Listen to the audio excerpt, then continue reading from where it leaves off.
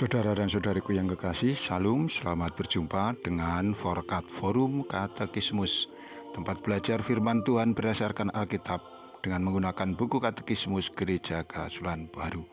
Damai sejahtera Tuhan Yesus Kristus menyertai kita.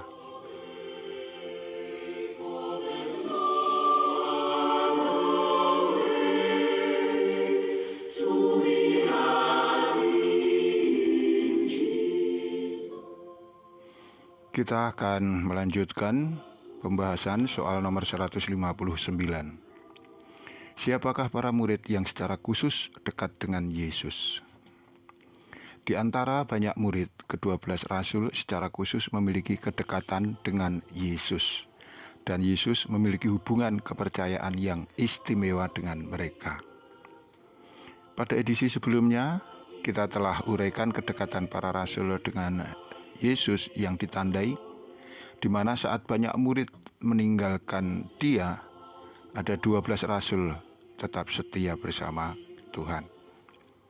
Kini kita akan melihat tanda kedekatan mereka selanjutnya, yaitu bahwa saat Yesus melembagakan perjamuan kudus, di sana hanya disertai 12 rasul. Kita baca kisahnya dari Lukas 22 ayat 14 sampai dengan 20. Ketika tiba saatnya, Yesus duduk makan bersama-sama dengan rasul-rasulnya. Katanya kepada mereka, "Aku sangat rindu makan Paskah ini bersama-sama dengan kamu, sebelum aku menderita. Sebab aku berkata kepadamu, aku tidak akan memakannya lagi sampai ia berulih kegenapannya dalam kerajaan Allah."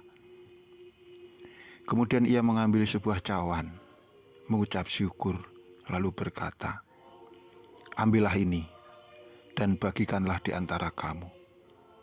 Sebab aku berkata kepada kamu, mulai dari sekarang ini aku tidak akan minum lagi hasil pokok anggur sampai kerajaan Allah telah datang." Lalu ia mengambil roti, mengucap syukur, memecah-mecahkannya, dan memberikannya kepada mereka, katanya, "Inilah tubuhku yang diserahkan bagi kamu. Perbuatlah ini menjadi peringatan akan aku." Demikian juga dibuatnya dengan cawan sesudah makan. Ia berkata, "Cawan ini adalah perjanjian baru oleh darahku yang ditumpahkan bagi kamu."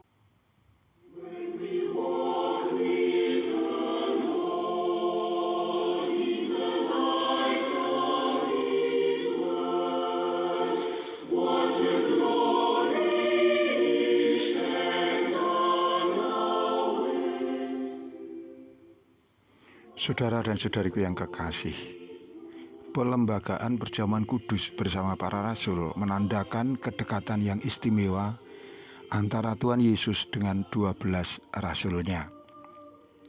Tentu ini bukan tanpa alasan bahwa Yesus merayakan perjamuan kudus pertama kali hanya dengan 12 rasul saja. Bukankah Yesus memiliki banyak murid? Ini menunjukkan bahwa perjamuan kudus sebagai perjamuan persekutuan senantiasa terikat kepada jawatan rasul. Hanya mereka yang mau percaya Yesus di dalam para rasul yang merayakannya sesuai dengan amanat Tuhan. Saat pelembagaan perjamuan kudus, secara jelas para rasul telah mendapatkan otoritas untuk menyelenggarakan perjamuan kudus ini. Dari peristiwa ini kita juga dapat menyimpulkan makna penting perjamuan kudus. Perjamuan kudus adalah perjamuan peringatan akan kurban Yesus. Perjamuan kudus adalah juga perjamuan pengakuan akan ketuhanan Yesus. Begitu juga perjamuan kudus adalah perjamuan persekutuan antara Yesus dengan umatnya. Dan yang terakhir, perjamuan kudus adalah perjamuan eskatologis yang senantiasa terhubung dengan masa depan para percayawan, di mana mereka dipersiapkan untuk ambil bagian dalam perjamuan kawin Sang Anak Domba. Saudaraku yang dikasihi Tuhan, dari sebuah perayaan yang sederhana yaitu perjamuan kudus, Kini gereja memiliki sarana untuk terus terhubung dengan Yesus Kristus sebagai kepala gereja.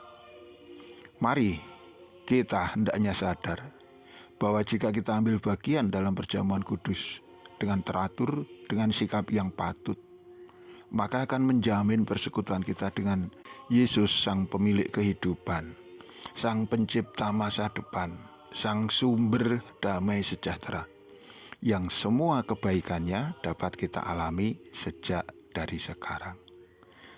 Perjamuan kudus adalah pesta rohani. Ini ditandai adanya ucapan berkat Yesus saat memecahkan roti, dan juga adanya ucapan syukur yang menyertai ketika Kristus menuangkan anggur.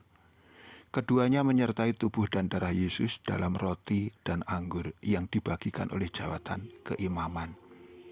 Dampak berkat menjadi nyata hanya kalau orang mau percaya dan mengerti bagaimana hendaknya mereka mengucap syukur.